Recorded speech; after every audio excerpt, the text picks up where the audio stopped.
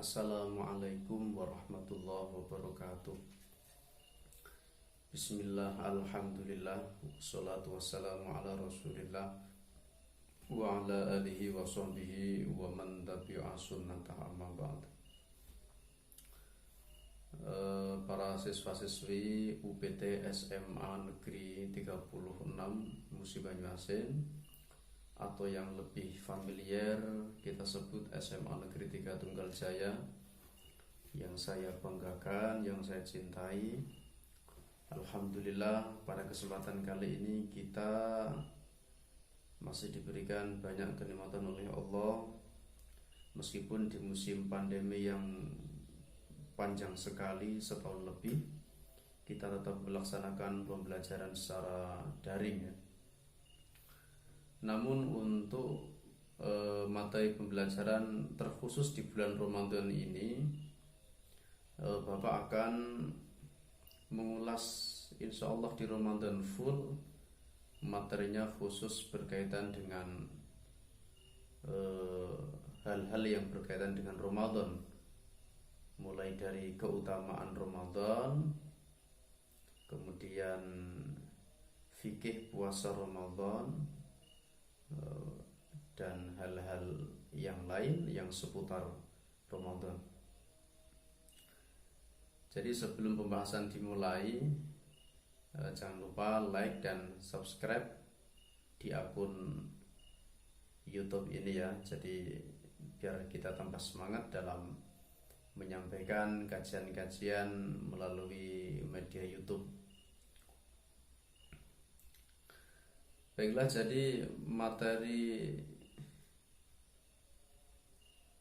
yang akan kita kaji pada momen yang berbahagia ini di bulan Ramadan, yakni akan kita bahas tentang fadilah Ramadan atau keutamaan di bulan Ramadan. Bulan Ramadan merupakan bulan yang sangat mulia. Meskipun ada bulan-bulan haram, bulan-bulan mulia yang lain seperti bulan Rajab, bulan Sya'ban, namun bulan Ramadan adalah bulan yang paling mulia di antara bulan-bulan yang lain.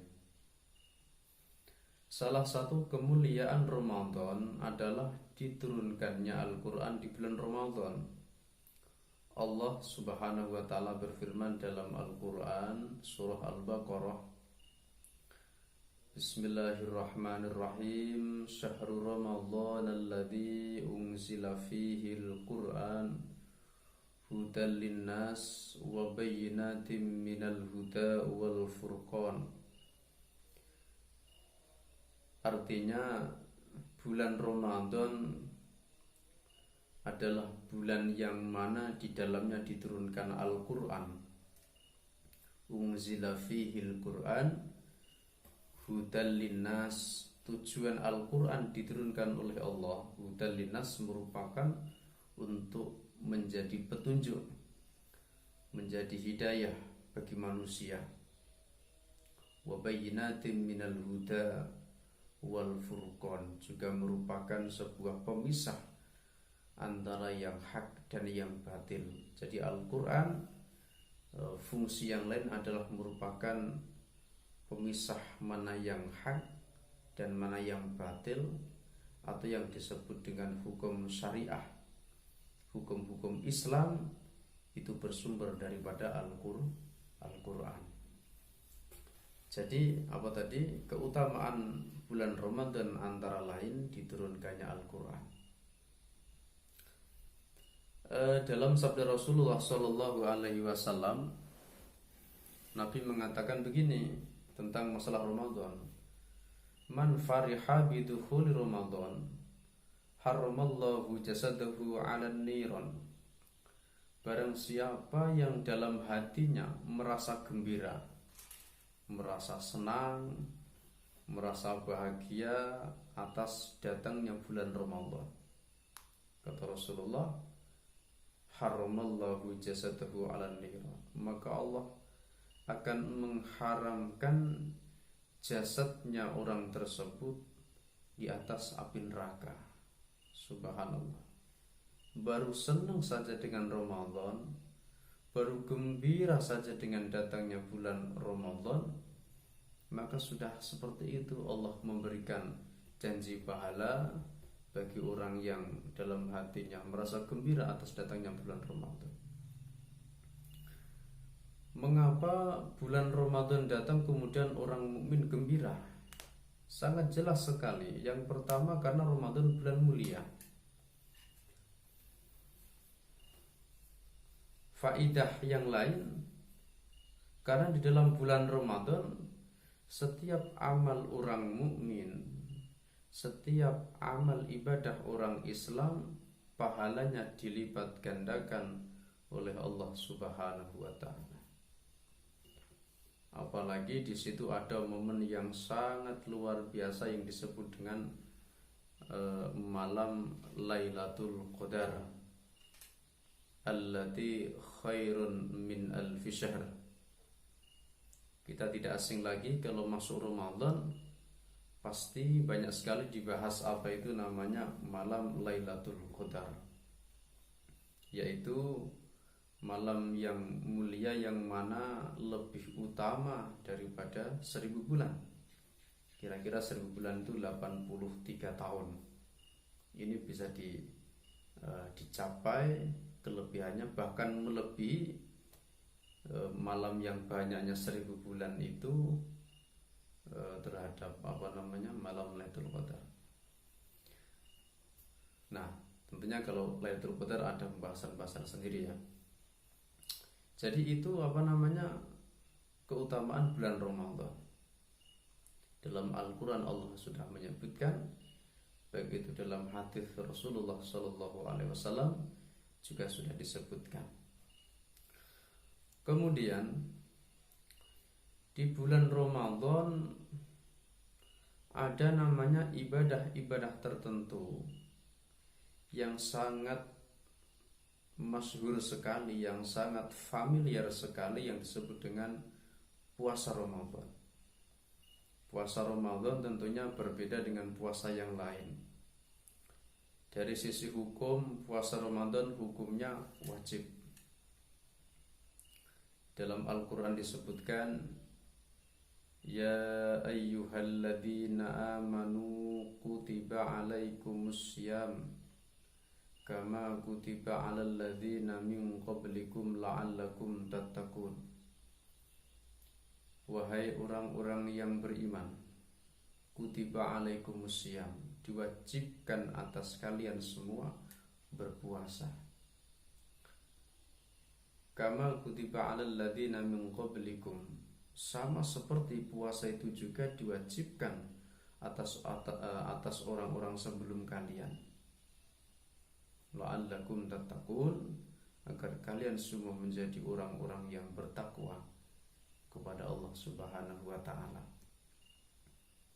Jadi di bulan Ramadan Allah memerintahkan secara khusus untuk melaksanakan puasa Ramadan sebagaimana firman-Nya tadi.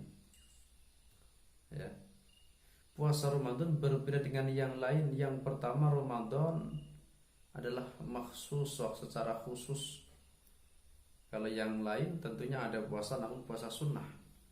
Ada puasa Senin Kamis, ada puasa Ayyamul Bid 3 hari setiap bulan, ada namanya puasa Daud, ada namanya puasa Syawal ya, 6 hari setelah 1 Syawal dan seterusnya.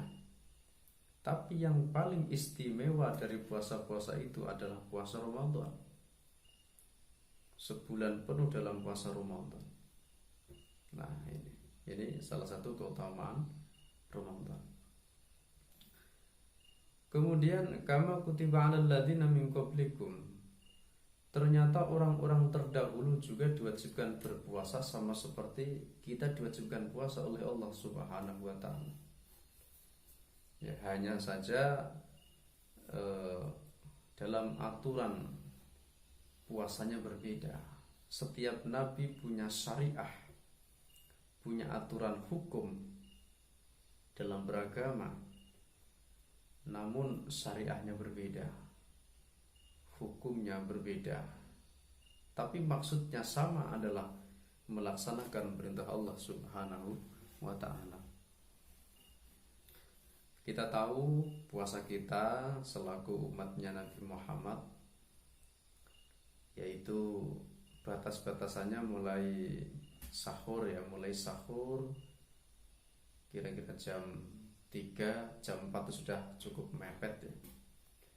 Ya, jadi dalam puasa ini tentunya harus tahu waktu, mulai waktu sampai mana batasan sahur, sampai mana waktu subuh, dan sampai mana batasan masuk waktu maghrib atau waktu berbuka puasa. Jangan sampai terlena. Jadi cuaca karena mendung, gelap, kemudian dikira waktu maghrib sudah masuk, jamnya error pula, atau HP-nya ngedrop gak tahu jam, tahu-tahu hanya perkiraan saja. Wah, ini sudah gelap ini, padahal mendung, bukan karena maghrib, kemudian makan. Nah, ini membatalkan puasa, puasanya nggak sah. Makanya penting sekali mengetahui waktu sholat. Dalam hal ini, dalam puasa, ya waktu batasan mulai waktu sahur, selesai waktu sahur, sampai kepada waktu maghrib atau terbenamnya matahari, yang kemudian kita disunahkan untuk melaksanakan berbuka puasa. Ini batasan puasa kita, puasa umat Rasulullah Muhammad SAW.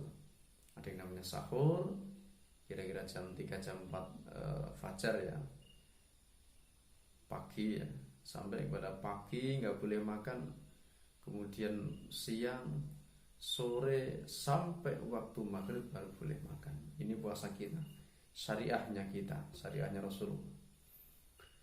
Nah, kemudian berbeda dengan umat-umat terdahulu.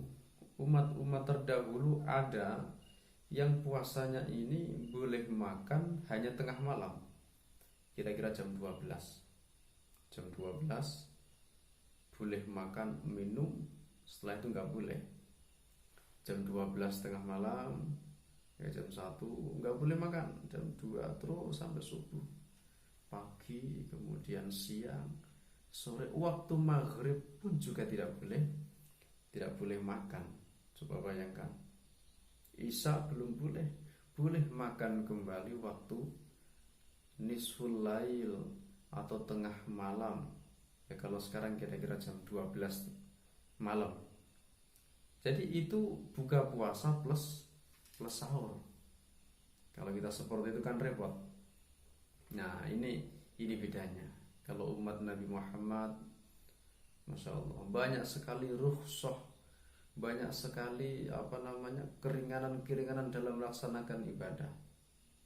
Antara lain selain puasa, misalnya sholat bagi musafir, sholat bagi orang yang dalam keadaan perjalanan. Kita tahu yang disebut dengan sholat jamak qashar, ya, jamak qashar. Kalau jamak berarti melaksanakan 2 waktu sholat di dalam 1 waktu sholat.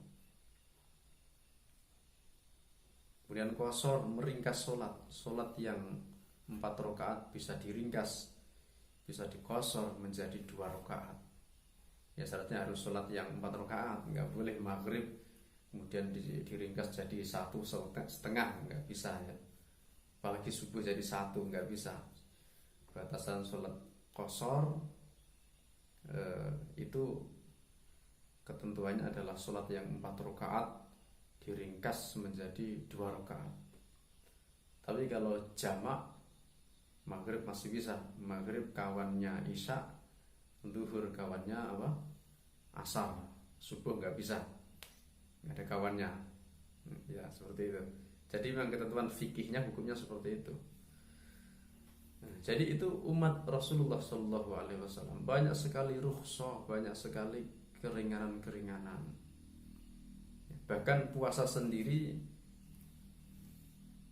boleh ada keringanan. Antara lain misalnya orang yang dalam posisi musafir juga, orang dalam posisi perjalanan diperbolehkan tidak berpuasa. namun batasannya ya harus ada kurang lebih 90 km lah. Nah, kalau perjalanannya dari B1 ke Mbayung, kemudian musim Ramadan nggak puasa, alasan perjalanan musafir, tidak dibenarkan itu. Paling berapa kilo itu? 10 kilo, 15 kilo, nggak bisa. Jadi perkiraan 90 km.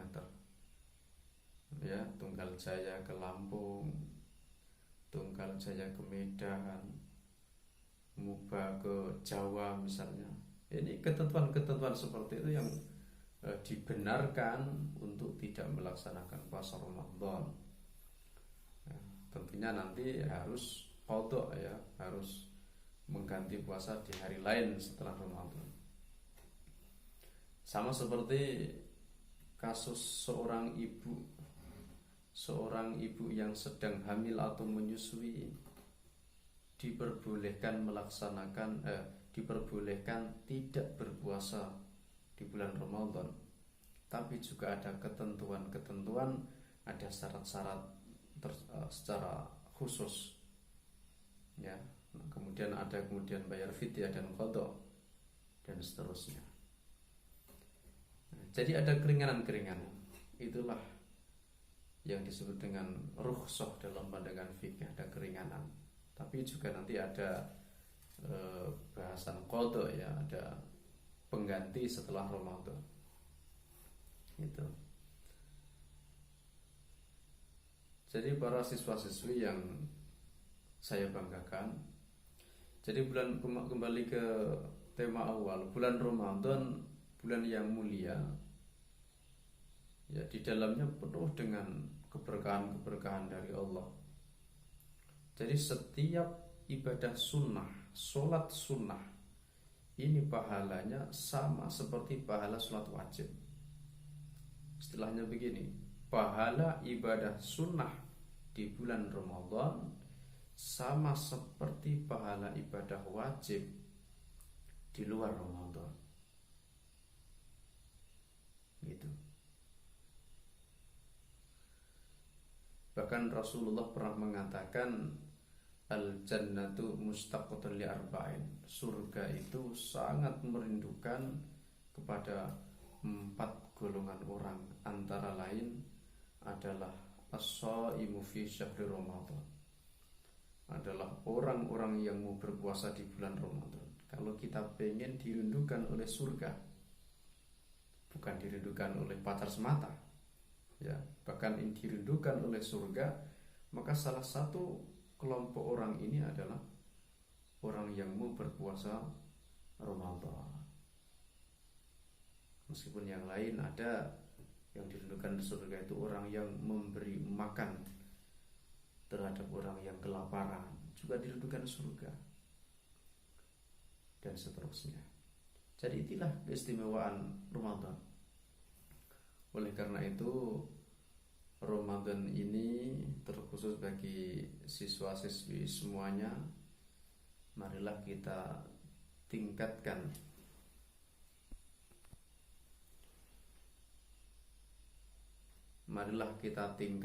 dalam melaksanakan ibadah-ibadah di bulan Ramadan, terkhusus puasa. Kita jaga puasa kita dari hal-hal yang membatalkan puasa, dan juga menjaga dari hal-hal yang dimakruhkan dalam puasa yang dapat membatalkan pahala puasa. Ada itu, puasanya sah tapi pahalanya batal, pahalanya hilang.